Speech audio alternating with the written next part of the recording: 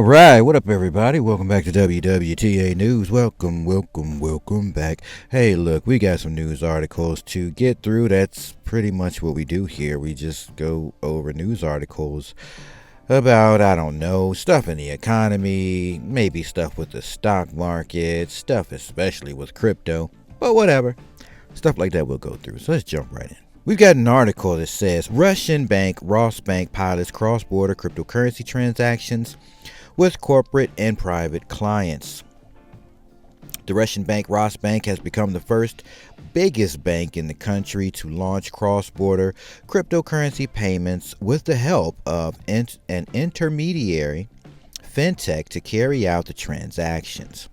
According to Vedomosti, a representative of Rosbank, it was stated that the bank is already conducting tests with corporate and private clients. The new solution allows the purchase of cryptocurrencies abroad using the funds of the importer, which are then transferred to the foreign provider. Yeah, we're talking corporations, so we're talking big business now moving money around through this Russian bank. So yes, we are seeing. So, all right, let's just dig right in. Why don't we? Right. So look, we're all watching. So there's an article that I read the other day. I don't even remember which video it was, but back up maybe two videos maybe. And in this article, it was about institutions essentially buying over the counter these cryptocurrencies to do their transactions, and because they were buying over the counter, we weren't seeing any movement in value of cryptocurrency, so we weren't seeing any movement in price on those things. And they explained why: because these things aren't recorded and shown on the total marketplace, right? So okay, all right, gotcha. So those things exist, and we haven't seen the numbers increase because institutions are picking up large amounts of these cryptocurrencies, because they're going to be more than likely the ones selling and issuing, well, not issuing, but selling these things off. So maybe these are exchanges, and of course maybe these are banks, because we know that banks ended up becoming legally able to hold cryptocurrency, which could mean any numerous amount of things. But so we saw that, and we haven't seen a price increase, and so a lot of people are upset because we still see a market cap of like 1 trillion, right? And it's like, how we only see a market cap of 1 trillion when we know institutions are, when we see whale movements, right? So when I see a whale movement, I'll share my thoughts and ideas with you all. When I see whales movement of large amounts of cryptocurrency, that's what that means. I'm suspecting that these are institutions picking up from wallets, not through exchanges. So one wallet is transferring this large amount to this other wallet, which is probably going to tie back to an institution, a bank, or a exchange. That's the way I see it, right? So because these big movements are moving money, there doesn't seem to be a supply and demand. That's just the way I think of it. I don't know. If anybody can help me better understand that, please share it. I would like to have a better understanding. Right? So when I look at stuff like this is the stuff I'm hoping to see, which I believe will increase value, is when businesses begin, these transactions. I expect there to be an interaction business to business as well as people to business. And through that interaction, I suspect we'll see a supply and demand, right? So we don't have any noticeable amount of money interacting on the market capital, right? Like in the market, we don't really see that in the retail market. So we don't see that. So privately, behind closed doors, transactions are happening, but in the public, so let's say public transactions, right? We don't see a lot of these public transactions, which I believe would increase the value of these currencies because of a supply and demand situation. So the public side, we don't see it. The private side, I speculate, I could be way off with this. I speculate I could be way off. Speculating here. That maybe those private transactions are, again, these institutions picking up directly from whoever created or produced these cryptocurrencies straight from them so that they can then themselves supply and do transactions for everyone down, which I believe would create a supply and demand because other people will start using it from a business level, from a people level, from the public level, right? The public side will begin to use these things after all these other things are set into play. Speculate. So this article, to me, seeing a bank getting involved, right, to do cross-border, right, so I think of that as behind the doors institution stuff, right? But then you see there it says corporate and private clients. I suspect that's over-the-counter stuff, you know what I'm saying? So I don't expect to innately see a value increase from transactions like these. Let's see.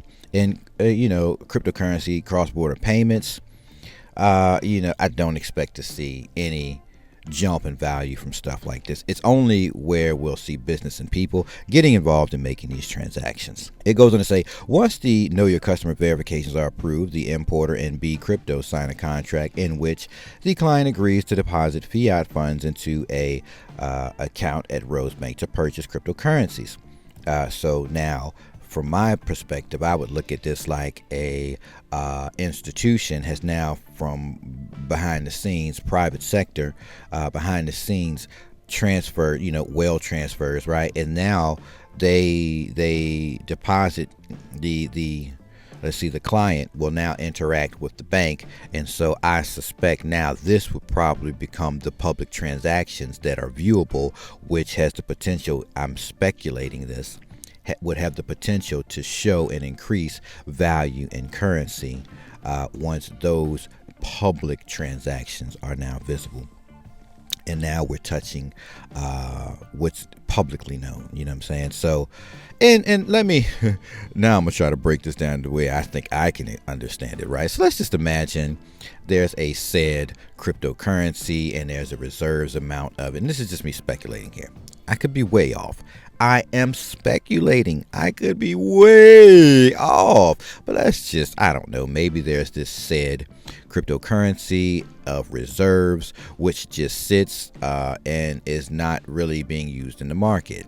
It may be recognized publicly. It may not be. It's probably just sitting in a wallet because that's where cryptocurrency sits, in a wallet, until it moves to another wallet. So let's say there's a reserve, this massive amount of currency that's not in the market, not in play. It's not even being used. There's really this large amount not being used is not, there's no supply, right? There's no demand for the supply. So it's just a supply that's sitting there, and you have the small amount of market that is in there, the retail market that is purchasing, which is not creating a big demand for the supply. Now, let's say the said transactions behind closed doors, private transactions, takes that large amount in reserve wallet and distributes it to institutions, and then these institutions now have it, and then it's no longer in that wallet. Let's say 10 institutions have it, and then these 10 institutions set up these accounts for clients or banks' clients to operate and use these things, and then those banks begin to do transactions with the institution to have these said currencies in their banks. And then from there, now we're starting to see movement of these currencies, and we still don't, there was a move there, and that could have been a behind doors movement too. So it's not creating a demand for anything yet, right? Because it happened off the public network, and so there wasn't anything to drive up value, right? I'm just speculating here. I could be wrong. Share your thoughts. Now let's say I don't know, 1,000 banks have now gotten their pieces of this stuff behind closed doors, and now they set up these accounts with their clients, me and you, to do business with the bank. And then now this stuff gets publicly recognized on the blockchain. So then out of nowhere, we see come onto the blockchain, I don't know, recordable transactions of each bank housing whatever it houses. And then as the people begin to move stuff left and right, we start to see a value difference. Like, I don't know, I'm speculating. If anybody can help me understand, I'm speculating, because maybe that's what we'll probably see in the future, is once it becomes public, we'll see, oh, wow, now that all these people have this, it does have a different value. You know what I'm saying? I'm speculating here. I'm just wondering if this is how these things will interact for us and how we'll possibly see them. All right, so once the KYC, know your customer verifications, are approved, the importer and B Crypto sign a contract in which the client agrees to deposit fiat funds into an account at Rosebank to purchase cryptocurrencies. Subsequently, the bank transfers the money to B Crypto, which handles cryptocurrency purchases in friendly countries and transfers them to the foreign provider. Alexei Velukov, vice president of the Russian Banks Association, affirmed that while Rosebank is the first major bank to offer this solution, larger banks still do not provide similar services due to the lack of cryptocurrency liquidity required to cater to their larger clients. And there we go. See, from what I'm seeing, it sounds like there is no large amounts of cryptocurrencies for said banks to actually do these transactions. So the behind the scenes transactions or the private transactions will bring us to a point where now they'll have to start doing public transactions after everything is in place. I speculate. I could be wrong. Share your thoughts, comments, help me understand. Moving to our next article from the Cradle, it says 9 Asian central banks to adopt SWIFT alternative.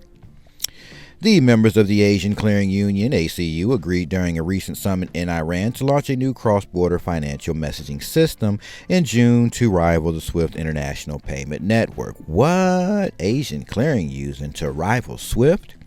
ACU members include the central banks of Bangladesh, Bhutan, India, Maldives, Nepal, Pakistan, Sri Lanka, Myanmar, and Iran, although the latter is isolated due to Western economic sanctions. And there we go again. Sanctions are driving everyone away from the system that we're all accustomed to today. The ACU countries decided to have a customized system for themselves, considering that SWIFT is not available to all countries, and given that it has its own cost. CBI Deputy Governor Mohsin Karimi said on 24th of May in comments carried by state-run Fars News Agency. The Central Bank of Iran, CBI, reportedly developed a new unnamed system for banking communications among ACU members. Apart from the top officials of the ACU member states, the governor of the Russian Central Bank took part in the summit as an observer, along with officials from Belarus and Afghanistan. Belarus and Mauritius applied for ACU membership last week. CBI Governor Mohammad Reza Farzan revealed that the bloc will seek to admit new members and diversify the currencies it accepts for payment to help with a broader de-dollarization campaign. And here we go again. Everybody's trying to get out of the old system, off with the dollar or out with the dollar, because we're tired of it. It's a done deal. It's over for the U.S. Farzan reassured attendees that dropping the U.S. dollar would protect member states' foreign exchange reserves while enabling effective settlement of bilateral trade deals. De-dollarization is not a voluntary choice by countries anymore. It is an inevitable response to the weaponization of the dollar, Iran's first vice president Mohammad Mokber said at the meeting.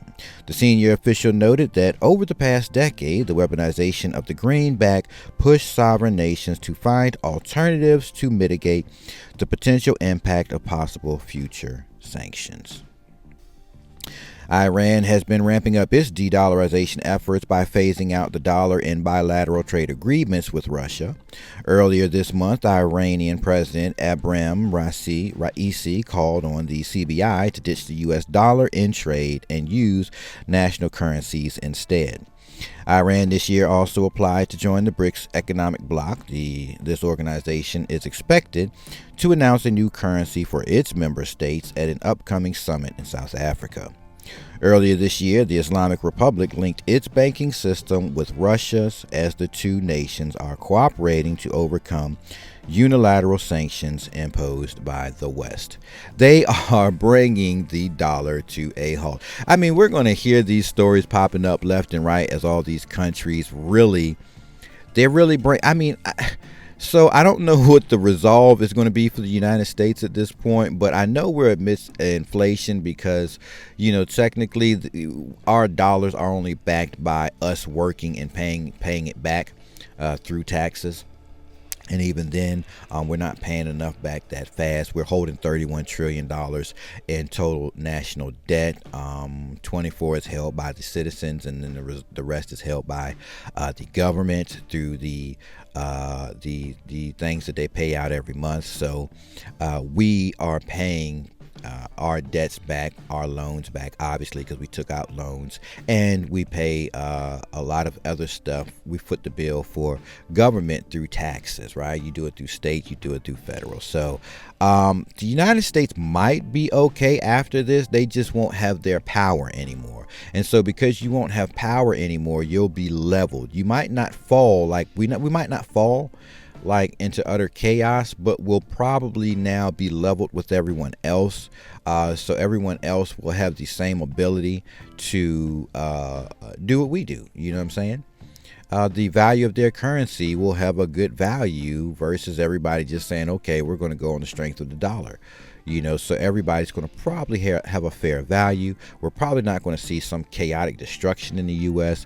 We'll probably see because we look at prices now. Prices have changed drastically in the past 10 years. Easily in the past 10 years, we've seen some drastic price increases.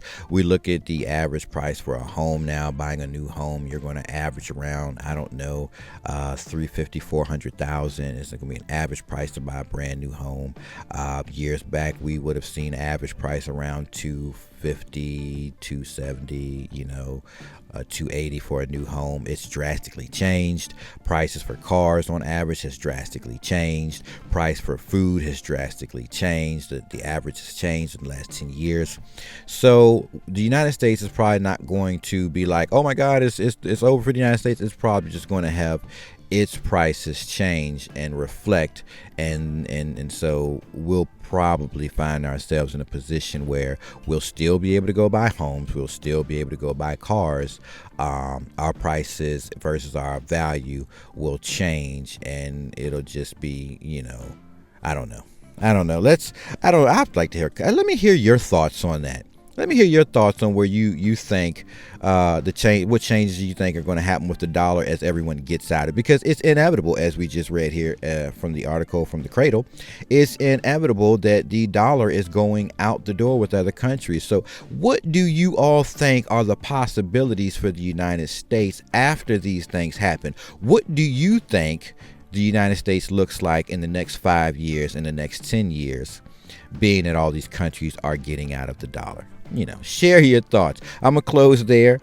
I do want to hear your thoughts, man. I want this conversation. I want to know, because I have my own thoughts, but I would love to share your thoughts as well. I'll catch you all in our next episode.